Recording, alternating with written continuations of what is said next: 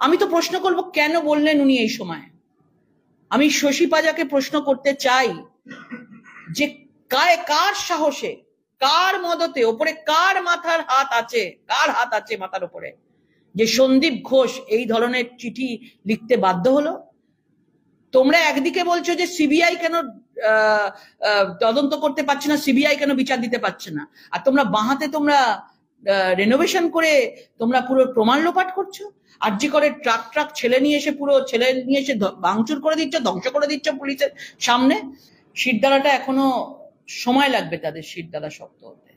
তো সেই জন্যই তারা এইভাবে একজন মহিলাকে, যার জন্য আমরা একটা মহিলার বিচারের জন্য আমরা আন্দোলনে নেমেছি, আমরা একজন মহিলাকেই আমরা গুলিয়ে ফেলছি, আমরা একজন মহিলাকেই এভাবে অসম্মান করছি।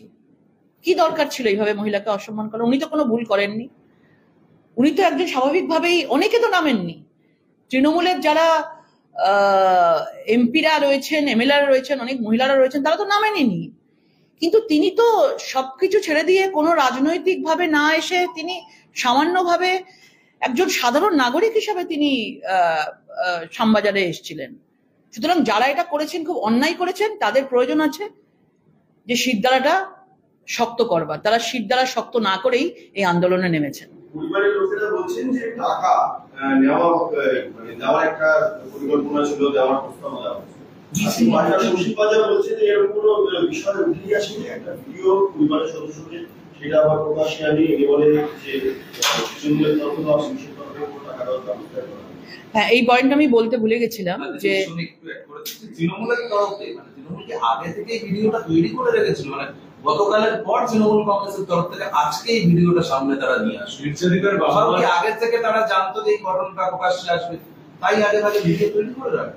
দেখুন, পুরোটাই বলছি না প্রি প্ল্যান্ড, অর্গানাইজড, পুরো এটা একটা অর্গানাইজড ভাবে হত্যা করা হয়েছে, এটাকে ক্রাইম, অর্গানাইজড ক্রাইম যদি বলেন এটাকে। এবং তাদেরকে নানাভাবে 300-400 পুলিশ দিয়ে ঘরকে ঘিরে রাখা হয়েছে, বাড়িকে ঘিরে রাখা হয়েছে, তাদের ওইখান থেকে বেরোতেই দেওয়া হচ্ছে না, কার সাথে কথা বলবেন সেটা ঠিক করে দেওয়া হচ্ছে। এবং প্রথমের ভিডিওগুলোতে দেখবেন তারা অনেক ভয়ে ভয়ে কথা বলছেন, বিভিন্নভাবে ভয়ে ভয়ে কথা বলছেন।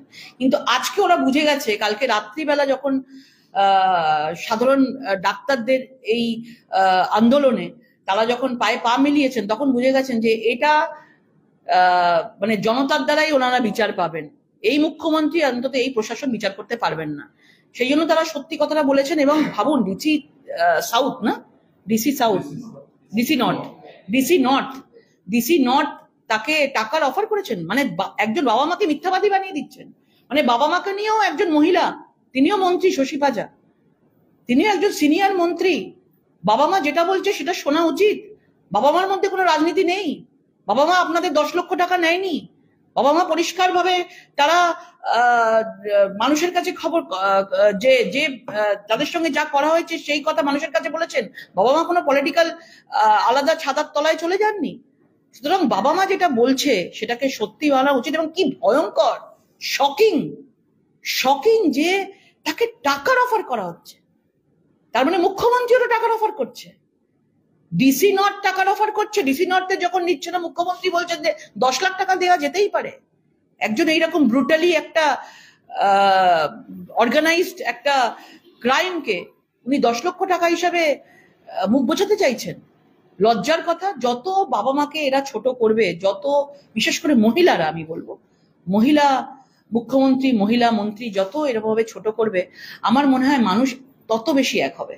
কারণ ভুলে যাচ্ছেন, মানুষের আন্দোলনে কিন্তু এইসব চুনোপুটি যারা কালকে রাস্তায় নেমেছিল, সব বিভিন্নভাবে মারধর করতে, গন্ডগোল করতে, ডিস্টার্ব করতে, দেখেছেন শুধু মানুষের হাতে যদি তাদেরকে তুলে দেওয়া হয়, আমরা যেখানে যেখানে যাচ্ছি আমাদেরকে মানুষ একটাই প্রশ্ন করছে যে আমরা তো এত 10 কোটি জনতা আছি পশ্চিমবঙ্গে, আমরা কি পারি না একসাথে হয়ে যে এই সরকারটাকে একদম উপড়ে ফেলে দিতে? মানুষের ভাবুন ভেতরে এসছে, এরাই হয়তো একটা সময় ভোট দিয়েছে, কিন্তু এরাই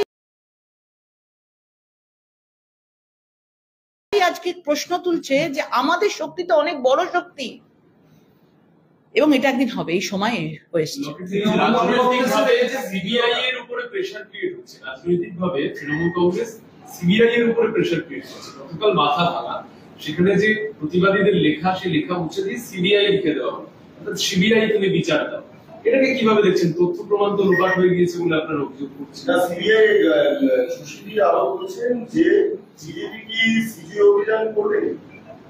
23 দিন ধরে সিবিআই কি করেছে জানার তারে 500 ঘন্টা চাপ তৈরি সিবিআই। আপনাদের যে মিছিল সেদিন ছিল, সেই মিছিল কেন সিজিওতে যায়নি, মহিলা কমিশনে নাকি, সেই প্রশ্ন তুলেছে। মানে এনারা তো অনেক সিনিয়র, এবং সিবিআই সিআইডি কি আছে তারা সেটা ভালোভাবেই জানে, এবং তথ্য প্রমাণ যদি তারা হাতে দিতে পারে তাহলেই সম্ভব আছে যে সিবিআই বিচার করার প্রক্রিয়াটা আরো দ্রুত করতে পারবে। তথ্য প্রমাণটাই তোমরা লোপাট করে দিচ্ছ। সন্দীপ ঘোষ 9 তারিখের পর 10 তারিখ চিঠি দিয়ে বলে দিচ্ছে যে এই বাথরুমটাকে, এই টয়লেটটাকে ভেঙে দিতে হবে। কেন? আমি তো প্রশ্ন করব, কেন বললেন উনি এই সময়? আমি শশী পাজাকে প্রশ্ন করতে চাই যে কার সাহসে, কার মদতে, ওপরে কার মাথার হাত আছে, কার হাত আছে মাথার উপরে, যে সন্দীপ ঘোষ এই ধরনের চিঠি লিখতে বাধ্য হলো?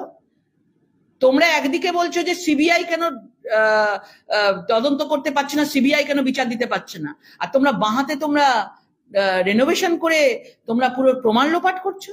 আর যে করে ট্রাক ছেলে নিয়ে এসে ভাঙচুর করে দিচ্ছ, ধ্বংস করে দিচ্ছ পুলিশের সামনে। তোমরা বিভিন্নভাবে সেমিনারের রুমে তোমরা বিভিন্ন লোক পাঠিয়ে পুরো এভিডেন্স গুলোকে নষ্ট করে দিচ্ছ, আর তোমরা সিবিআই এর কথা বলছো।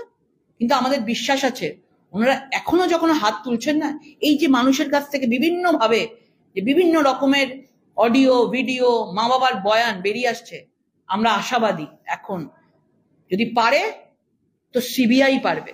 হয়তো লেট হবে, কিন্তু সিবিআই যোগ্য জবাবটা দেবে। এরা চেষ্টা করে যাচ্ছে এখনো বিভিন্নভাবে। এই যে দেবাশিস সোম, ওই ডাক্তারবাবু, উনি হসপিটালাইজড, কোশ্চেন মার্ক এখানে। টালা থানার ওসি, কাল একটা ভিডিওতে দেখছি, একটা ছবি দেখছিলাম, উনি হসপিটালাইজড, কোশ্চেন মার্ক। যে লোকগুলো পয়েন্ট করা হচ্ছে, যে লোকগুলোকে, যে লোকগুলো পুরো ষড়যন্ত্রটাকে সাজিয়েছিলেন, যে লোকগুলো সাক্ষী ছিলেন, তাদেরকে যদি ধরে তাদের মুখ থেকে অনেক কিছু বেরিয়ে আসবে। কাউকে স্লো পয়জনিং করা হচ্ছে, কাউকে মেরে ফেলার চক্রান্ত হচ্ছে এখানে, এবং বিভিন্নভাবে তাদেরকে সরিয়ে দেওয়া হচ্ছে।